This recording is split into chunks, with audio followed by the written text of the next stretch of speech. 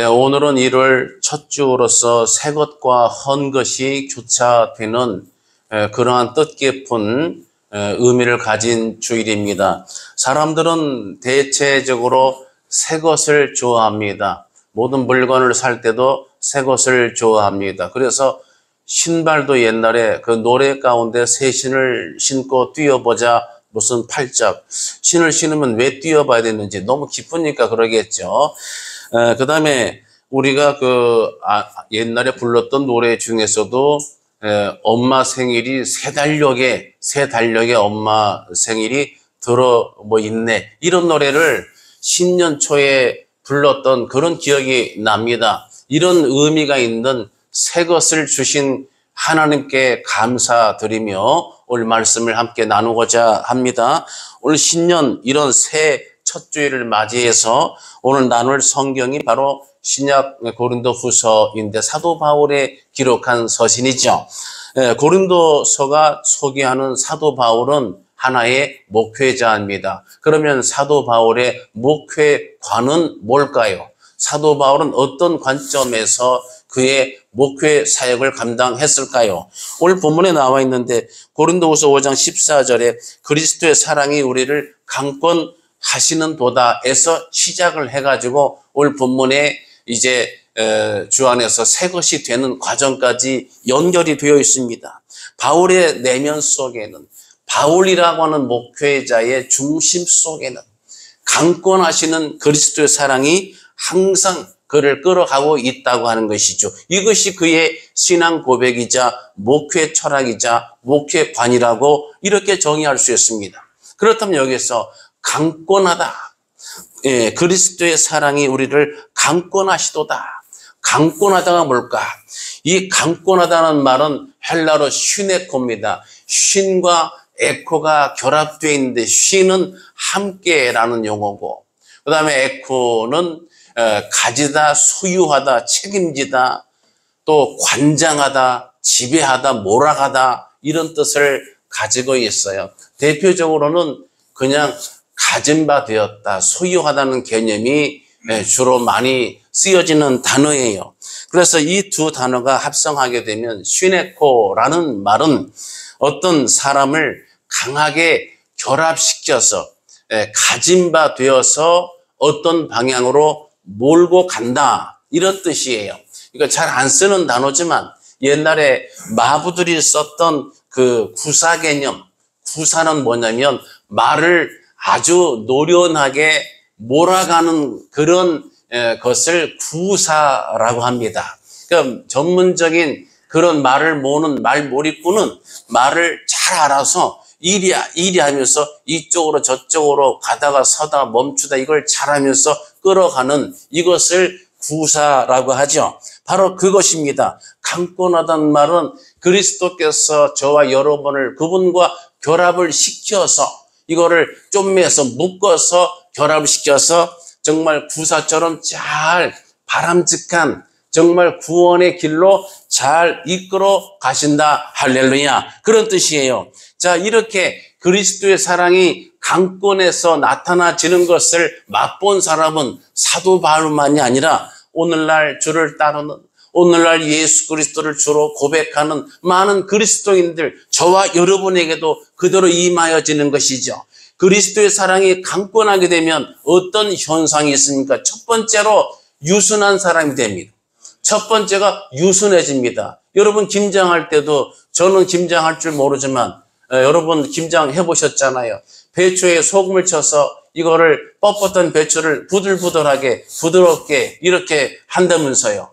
자, 이렇게 부드러워지는 속성이 가장 먼저 나타납니다. 그래서 예수를 믿는 사람, 예수를 만난 사람은 그 모습이, 성품이, 말하는 것이, 눈빛이, 그 매너가 먼저 달라지게 돼 있어요. 달라지게 돼 있어요. 여러분 사도 바울은 데살로니가 전서에서 2장 7절에서 이렇게 소개를 합니다. 우리는 그리스도의 사도로서 마땅히 권위를 주장할 수 있으나 도리어 너희 가운데에서 유순한 자가 되어 유모가 자기 자녀를 기름과 같이 하였으니 유순하다. 이 유순하다는 이 에피오이라는 단어는 영어로 말하면 젠틀하다, 아주 매너 있고 부드럽다, 완고한 것이 없다, 정말 친절하고 부드럽다, 이런 뜻이에요. 정말 사도 바울이 이렇게 말할 때 사도로서 마땅히 권위를 주장할 수 있다. 그러나 너희 가운데 어떻게 했냐면은 이렇게 젠틀하게 유순한 자가 되어서 유머가 자녀를 기른 것 같이 했다고 그렇게 소개하고 있습니다. 그 다음에 더 나가서 사도 바울이 더 나가서 이런 사랑이 강권해지니까 어떻게 유순해졌냐면 골로새서 4장 19절에는 굉장히 강한 임팩트 있는 표현을 쓰고 있어요. 뭐냐면 나의 자녀들아 너희 속에 그리스도의 형상을 이루기까지 다시 너희를 위하여 해산하는 수고를 하노니. 기가 막혀요. 해산. 사도 바울은 미안하지만 결혼을 안 했습니다. 독신이에요. 독신인 사도 바울이 이런 표현까지 썼어요. 너희를 정말 위해서 해산하는 수고를 감당했다. 해산. 여러분, 여자가 아이를 낳는 과정은 온 심혈을 쏟아서, 제가 표현한 바 저희 박다니엘 목사님도 아이 낳을 때 표현을 제가 한번 소개한 적이 있는데, 정말 죽었다, 이제는 끝났다, 눈에서 노란불이 들어오고 이제는 막 죽는 거나 할 때, 그때 첫 아이가 태어났다고 하는 거예요. 여러분, 그런 마음으로 정말 여자가, 여인이 아이를 정말 출산하는 것처럼 해산도 기간이 얼마나 깁니까? 10달 동안 무거운 몸을 가지고 음식 가려하면서 정서를 단련하면서 뱃속에 있는 생명을 위해서 모든 걸 쏟아부으면서 10달이 차서 아이를 출산하지 않습니까? 여러분, 사도 바울이 그와 같은 자세로, 그와 같은 마음, 그렇게 해산하는 여인의 그런 심정으로 수고를 아끼지 않는 그런 목표를 했다고 하는 거죠. 그러면 여기서 질문이 나옵니다. 그러면 사도 바울이 원래 심성이 그런 사람입니까? 그렇지 않습니다. 오히려 강직하고 굳은 사람이에요. 사도 바울은 사랑보다는 율법 중심, 그렇죠? 당연히 긍정이 되시죠? 바리새인 중에 바리새인이라고 소개했잖아요. 다른 사람을 판단, 정죄, 왜? 바리새인이 원래 페르시먼트가 분리하다 뜻이거든요. 나와 너를 분리해서 띄어내서 나와 너가 다르다고 하는 차원에서 나는 옳고 너는 틀리다, 이걸 정죄 판단을 많이 했던 게 바리새파들이잖아요. 바리새파 중에 바리새라고 하는 거예요. 그러니까 사도 바울은 사랑의 그런 교역자가 아니라 판단, 정죄 이런 쪽이 사역자죠. 그 다음에 헬라 철학을 잘해서 이 논리와 이론에 빠삭하기 때문에 비논리적인 것에 대해서는 바로 공격이 들어갑니다. 여러분, 백분 토론 이런 거 저는 안 봅니다. 100분 동안에 네가 맞다 내가 맞다 싸우는 걸 왜 들여다봅니까? 결론도 없이. 저는 가장 볼 의미가 없다는 게 100분 토론이라고 생각을 합니다. 그분들한테 미안하지만 같은 얘기를 무조건 우리 당이 옳다, 무조건 니네 당이 옳다, 자기 입장에서만 얘기하다 끝나는 게 100분 토론입니다. 여러분, 가말리엘의 수제자, 유명한 스승 선생입니다. 그 밑에서 배워서 보수적인 가문인, 그 다음에 또 이 로마 시민권까지 있고 왕의 지파, 베냐민 지파. 그래서 이러한 사도 바울이 한마디로 말하면 뭐와 똑같으냐면은 칼이 있는데, 여러분 칼 쓰시잖아요. 주방에서 칼이 있는데 칼이 날카로워야 되죠. 예리해야 되죠. 저도 교회에서 어떤 분이 장미칼을 주셨는데, 칼은 장미꽃이 있고 분홍색 예쁜데 아주 무서워요. 너무 예리해가지고. 여러분, 그런 칼이 그래도 잘 들어야 일하실 때 편하잖아요. 그런데 어떻게 합니까? 중요한 전제가 있어요. 칼이 날카로운데 반드시 뭉툭한 손잡이가 있어야 됩니다. 뭉툭한 게 없으면 그 칼은 못 쓰는 거예요. 여러분, 칼날만 있으면 못 쓰는 거예요. 커터 칼도 그러잖아요. 칼날 가는데 어떤 경우에 제가 일하다가 어떻게 하다가 커터 칼이 없어지고 그 교체용 날만 있는 거 있죠? 그래, 없으니까 어떻게 날만 가지고 일할 수 있나요? 없죠? 저는 할 수 있습니다. 종이로 싸가지고 휴지로 싸가서 테이프 붙여가지고 이렇게 손잡이 만들어서 썼습니다. 많은 문제는 칼날이 날카로운 게 날카로운 게 필요하지만 날카로운 면만 있으면 안 되는 겁니다. 뭉툭한 손잡이가 있어야 되는 거예요. 우리도 마찬가지예요. 우리가 말씀 안에 정확하고 정교하고 예리하고 정말 그렇게 하지만은 뭉툭하게 감아줄 수 있는 사랑의 긍휼의 그런 성정이 있어야 될 줄로 믿습니다.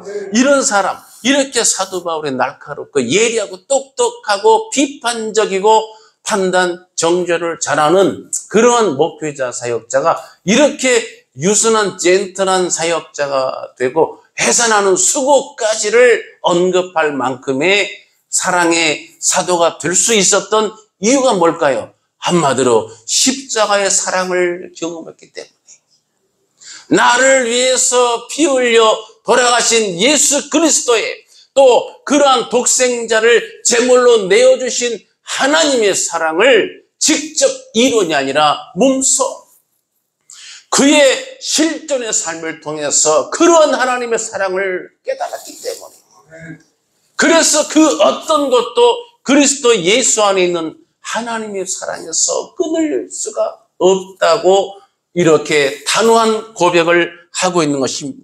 사랑하는 예배자, 이 땅에 있는 모든 사람들, 바로 우리 주님을 만난 바 돼야 될 줄로 믿습니다. 그분의 강권적인 사랑이 임하여지게 되면 이렇게 예리한 칼날, 장미 칼보다 더 날카로운 그런 칼날만 있었던 사도 바울, 사울이란 청년을 변화시켜서 이렇게 유순한 사역자가 되게 했습니다. 신년생에는 저와 함께 정말 그리스도의 강권적인 사랑을 체험하셔서 유순한 주의 백성들, 하나님의 자녀들 되시기를 예수님의 이름으로 축복합니다. 두 번째로 이런 강권적인 사랑이 임하여지게 되면 특징이 또 하나 있는데 고난을 두려워하지 않아요. 고난을 두려워하지 않아요. 원래 일반 육체의 속성은 힘든 것, 고난을 꺼려하지요. 그런데 건강이 조금이라도 받쳐지게 되면 뭘 합니까? 운동한다고 그러잖아요. 여러분, 운동을 하는 것도요, 운동할 수 있는 기초 체력이 돼야 돼. 제가 아는 어떤 목사님도 운동을 해야 돼. 체중도 빼야 되고, 여러 가지로. 그런데 운동할 수 있는 기본 체력이 안 되는 거야. 무릎, 발 다치고 아프고, 우리 권사님도 그러시네요. 정말 발도 다치고 걸을 수가 없잖아요. 그러니까 운동할 수가 없는 거예요.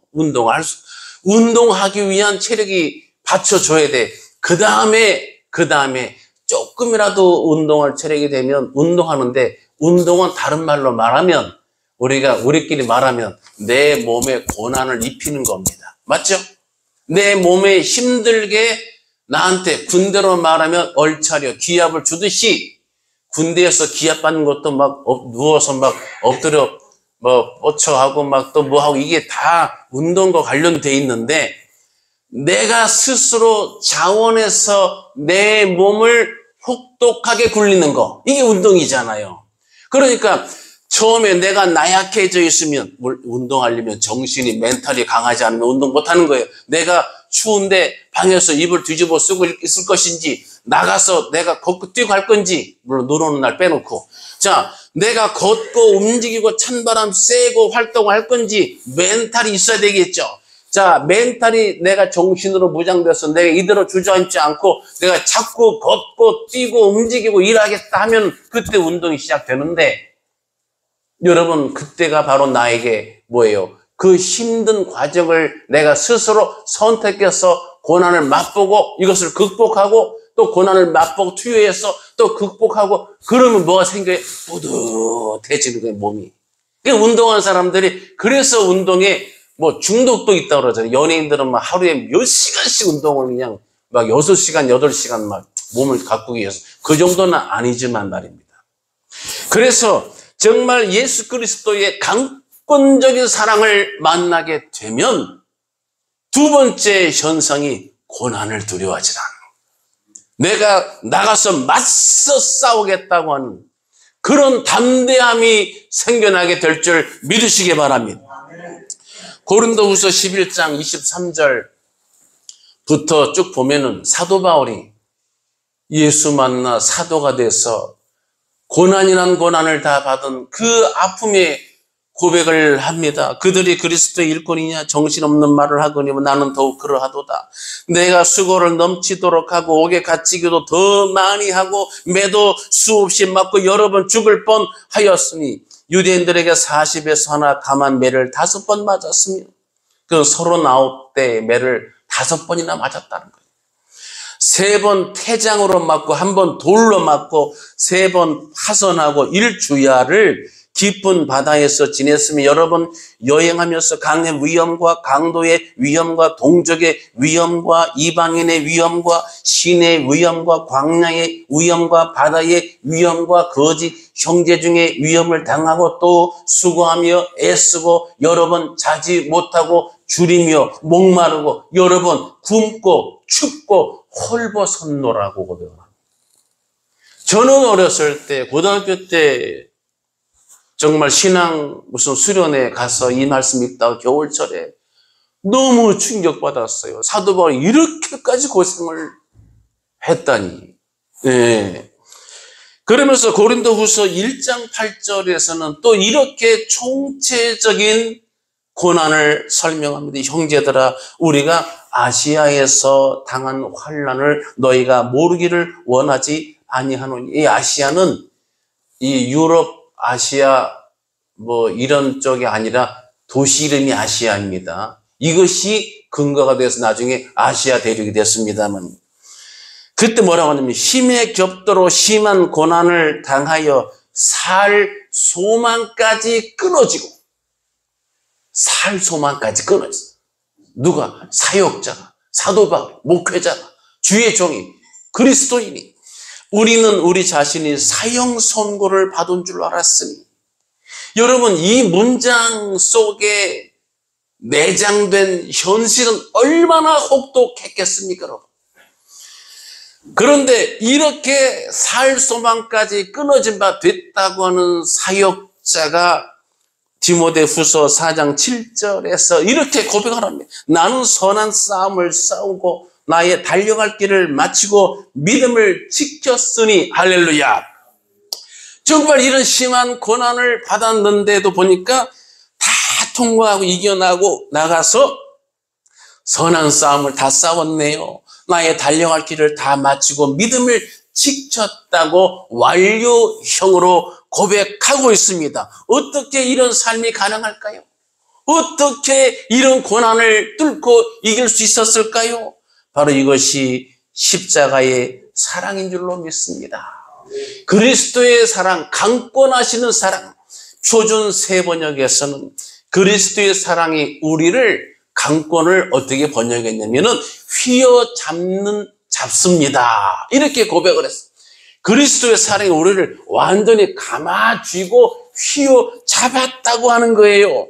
그래서 그런 믿음의 길을, 믿음을 지키고 의의 길로 온전히 맞출 수가 있었습니다. 사랑하는 예배자 여러분, 신년생에는 날마다 그리스도의 강권적인 사랑, 여기에 휘어잡힌 바 될 수 있기를 축복합니다. 마지막 3번째로는 강권적인 사랑을 만나게 되면은 다시는 육신의 자기를 위해서 살지 않고 주를 위해서 사는 인생이 됩니다. 오늘날 현대의 사회는 전부 다 나만 이게 나 개념이 강하죠. 옛날에 한국은요 우리라는 개념이었어. 우리나라 좋은 나라, 뭐 우리 엄마, 우리 아빠, 뭐 우리 집, 우리 강아지, 우리 집, 우리 학교, 뭐 이렇게 다 모든 게 우리라고 하는 그런 개념인데 요새는 뭐예요? 내 인생 내 것, 내 돈, 내 산, 내 돈 주고 내가 산 것, 내 것, 나의 개념이, 나르시시즘이 이것이 보편화됐어요. 그래서 정치인들도 마찬가지고 일반 사람도 전부 다 내 차, 내 집, 내 돈, 내 재산 다 내 개념 위주로 가고 있어요. 예수 믿는 분들 중에 상당한 분들도 다 예수 믿고 내가 잘 되고 내 집과 내 가족이 천국 가고 복 받는 이런 쪽을 기도합니다. 이웃을 돌아보려 하질 않아요. 내 형제자매 이웃을 돌아보지는 않습니다. 그런데 사도 바울은 뭐라 합니까? 고린도후서 5장 15절에 저가 모든 사람을 대신하여 죽으심은 저가 그리스도죠. 산자들로 하여금 다시는 저희 자신을 위해 살지 않고 오직 저희를 대신하여 죽었다가 다시 사신 자를 위하여 살게 하려 함이니라 그랬습니다. 이것이 사도 바울의 목회관입니다. 신앙관입니다. 오늘날 저와 여러분이 취해야 될 인생관이기도 하고요.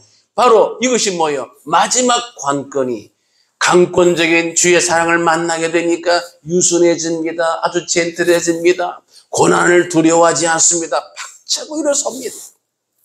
그리고 더 나아가서 이제 삶의 방향이 초점이 목표가 달라집니다. 골로새서 3장 1절 말씀처럼 위의 것을 바라보는 삶으로 완전히 변화가 됐다고 하는 거예요. 사랑하는 예배자 여러분, 어떻게 이렇게 살 수 있을까요?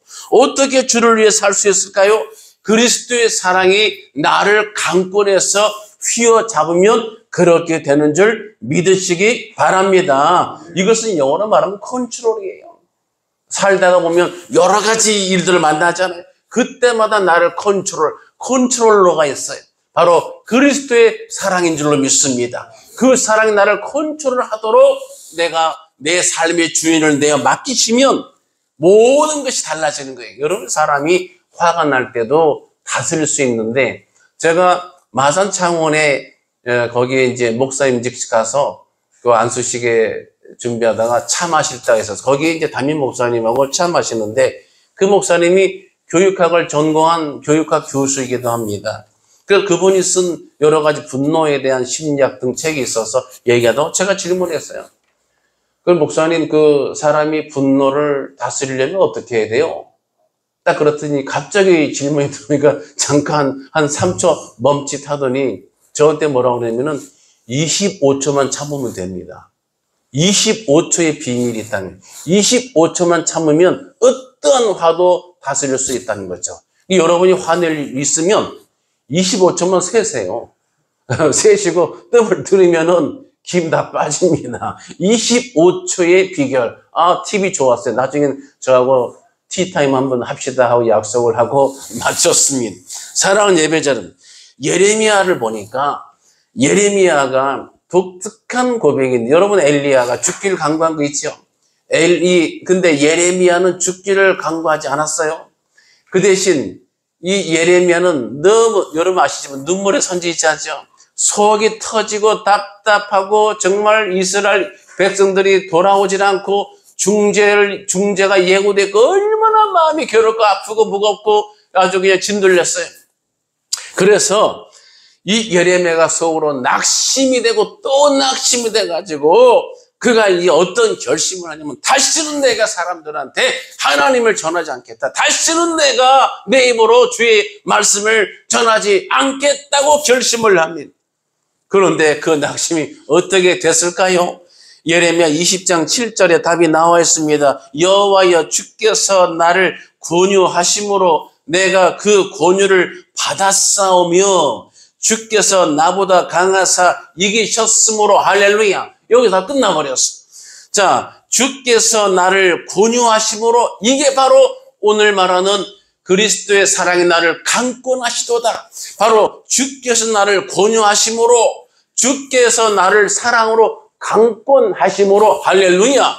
바로 컨트롤 하심으로, 나를 지배하셨으므로 나를 휘어잡아서 말을 모는 노련한 마부처럼 말을 몰아 가셨으므로 내가 그 권유를 받아서 강권적인 사랑을 내가 체험해서 그렇게 됐다는 얘기고, 그 다음에 주께서 나보다 강하사, 이건 내가 낙심하고 있는 나의 낙심보다 뭐가, 하나님의 사랑이 너무 강하셔서, 나보다 강하셔서 나를 이기셨다. 무슨 나를? 낙심하고 있는 나를 이기셨다고 하는 고백이에요.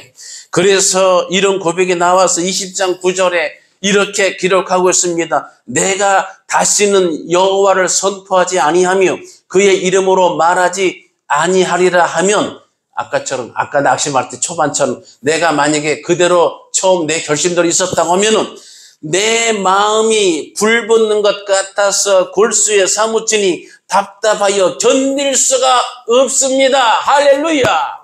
그리스도의 사랑이 강권하게 되니까 주께서 나를 권유하시니까, 나를 컨트롤하시니까, 나를 지배하시니까 나의 낙심보다 그 사랑이 훨씬 크기 때문에 나를 이기셔서 내 낙심과 절망과 내 상한 정말 이 마음 심령을 다 고쳐버리셔서 나를 이기셔서, 그래서 내 마음이 바뀌어서 내가 주의를 안 하면 내 마음이 답답해서 불붙는 것 같아서 답답해서 견딜 수가 없는 지경까지 되었다고 하는 그런 고백이에요. 승리의 고백인 줄로 믿습니다.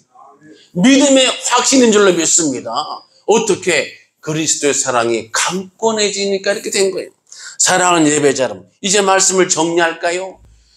바로 우리가 그리스도인이 되는 것은 내 의지와 내 결심과 내 생각, 10년새 결심을 제가 소개했습니다만, 결심으로 되는 게 아니고 내 의지로 되는 게 아니고 내 어떤 철학으로 되는 게 아니라 뭘로 됩니까? 나를 뛰어넘어서 나보다 크신, 나를 이기신 그분의 권유, 그분의 강권적인 사랑을 내가 받게 되면, 지배를 받게 되면, 그분께 내가 맡기면 그 사랑이 나를 휘어잡아 그렇게 온전한 신앙인 되게 하실 줄로 믿습니다. 이것이 비결이에요. 그래서 새롭게 되는 비결은 이런 일에 맞춰지니까 바로 오늘 말씀의 끝부분에 있는 그 유명한 그런즉 누구든지 그리스도 안에 있으면, 이게 뭐예요? 그리스도 안에 있으면, 그리스도의 강권적인 사랑의 지배를 받고 있으면, 그분이 컨트롤러 되시면, 내가 그분에 항복하면, 그분에게 내가 의지하면, 그분만 내가 바라보게 되면, 내가 25초를 참고 모든 것을 그분의 결심대로, 그분의 결정대로 내가 맡기게 되면, 그럼 뭐가 돼요? 날마다 새로운 피조물이 될 줄로 믿습니다. 날마다 새 것이 될 줄로 믿습니다. 이전 것은 지나갔으니 보라 새 것이 되었도다. 이것이 이루어지는 것은 바로 앞부분에 그리스도의 사랑이 나를 강권하시기 때문에 이것이 가능하게 된 줄 믿으시기 바랍니다. 10년새에는 바로 다른 게 아니에요. 그리스도의 사랑이 나를 권유하시고 그 권유를 내가 받는 것이 가장 귀한 새롭게 될 기회가 되는 겁니다. 그래서 이 찬스를 잡아서 날마다 매주마다 새 것이 될 수 있는 귀하고 복된 예배자 되시기를 예수님의 이름으로 축복합니다. 기도하겠습니다. 할렐루야. 영광과 존귀와 찬송을 살아계신 하나님 앞에 올려드립니다. 우리는 살면서 우리의 몸에 때와 우물이 끼는 것처럼 삶에 지쳐서 쓴뿌리 상한 심령, 상하면 될 때가 얼마나 많습니까? 너덜해질 때가 많습니까? 그러나 그리스도의 사랑이 우리를 강권하시게 되면 주께서 나를 권유하시고 내가 그 권유를 받아서 순종, 복종하게 되면 날마다 새 것이 될 줄로 믿습니다. 이 말씀과 은혜를 기억하고 10년새에는 날마다 새로워지는 역사가, 이 은혜가 날마다 예배 때마다 나타나지게끔 하나님 역사하여 주시옵소서. 믿사옵고 감사드리며 예수님의 이름으로 기도드리옵나이다. 10년새해를 선물 허락하신 우리 구주 예수 그리스도의 귀하신 은혜와 하나님 아버지의 크고 넓으신 사랑과 성령님의 감동, 감화, 인도, 교제하심이 오늘 함께 예배하는 모든 예배자들 머리 위에와 가정 위에와 기도 제목 위에와 일터, 직장 위에와 관계된 일들 위에와 저들의 자녀들의 진로와 비전 위에 그리고 혼란 속에 있는 이 나라와 민족의 모든 일정과 앞날 위에 함께 있을지어다. 아멘.